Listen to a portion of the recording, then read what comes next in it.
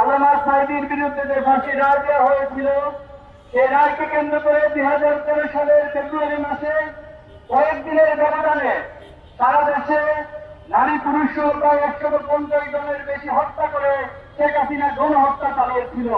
2013 সালে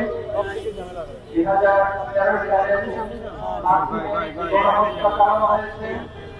সেই গণহত্যার বিচারের দাবিতে আজকের এই মানবতাবাদী প্রোগ্রামের সম্মানিত দায়িত্বশীলবৃন্দ, সম্মানিত নেতৃবৃন্দ, সাংবাদিক বন্ধুগণ, প্রিয় ছাত্র জনতা, আসসালামু আলাইকুম ওয়া রাহমাতুল্লাহি ওয়া বারাকাতুহু। 2008 সালের একটি পাতানো নির্বাচনের মধ্য দিয়ে আওয়ামী লীগ সরকার ক্ষমতায় এসে এদেশে ফ্যাসিবাদ কায়েমের জন্য চূড়ান্ত নীল নকশা করেছিল। তারা 2006 সালের 28 অক্টোবরে নদী বৈঠার গণহত্যা সারা বিশ্ব দেখেছে কিভাবে মানবতার উপর মানুষ পিটিয়ে সেই লাশের উপর নৃত্য করেছিল। এই ফ্যাসিবাদকে চূড়ান্ত রূপ দেওয়ার জন্য তারা ক্ষমতা এসে 2009 সালে এইখানে হত্যাকাণ্ডের মাধ্যমে এদেশের দেশপ্রেমিক 57 জন সেনা অফিসারকে হত্যা করেছিল।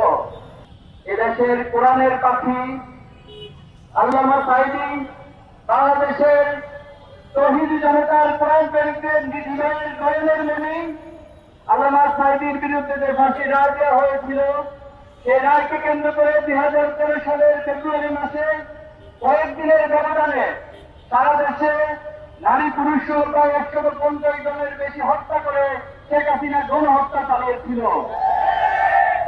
সেই গণহত্যার ধারাবাহিকতায় 5 মে এই সত্তা চত্বরে রাতের আধারে বাংলাদেশের প্রকৃত ওলামা, মাদ্রাসা শিক্ষার্থী, তৌহিদি জনতা সাধারণ মানুষের উপরে সে গণহত্যা চালিয়েছিল।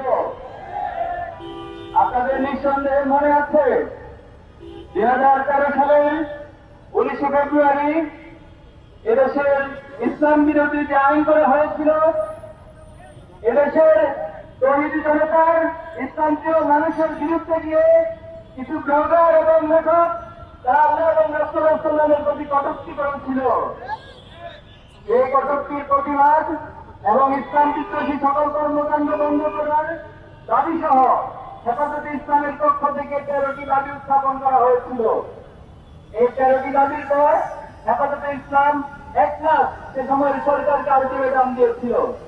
কিন্তু দুঃখজনক হলেও সত্য, সরকার হেফাজতে ইসলামের সে 13টি দফাকে উপেক্ষা করে ইসলাম বিদ্বেষী একটি চক্রকে দিয়ে শাহবাগে গণজাগরণ মঞ্চের নামে ইসলাম বিদ্বেষী প্রপাগান্ড এবং কর্মকাণ্ড চালিয়ে যাওয়ার এক মহা উৎসব করেছিল। হেফাজতে ইসলাম সেই 13 দফা দাবি মেনে নেওয়ার জন্য 5 মে 2013 সালে ঢাকা অবরোধ কর্মসূচি দিয়েছিল। সেই ঢাকা অবরোধ কর্মসূচিতে সকাল থেকেই ঢাকার প্রবেশ মুখে মাদ্রাসা শিক্ষার্থী, আলেম ওলামা সহ সর্বস্তরের জনগণ রাজপথে নেমে এসেছিল। কিন্তু শান্তিপূর্ণ সেই অবস্থান কর্মসূচিতে দিনব্যাপী আইন শৃঙ্খলা বাহিনীর সাথে আওয়ামী লীগ, যুবলীগ, ছাত্রলীগের সন্ত্রাসীরা অস্ত্র সহ তৌহিদি জনতার উপর হামলা চালিয়েছিল।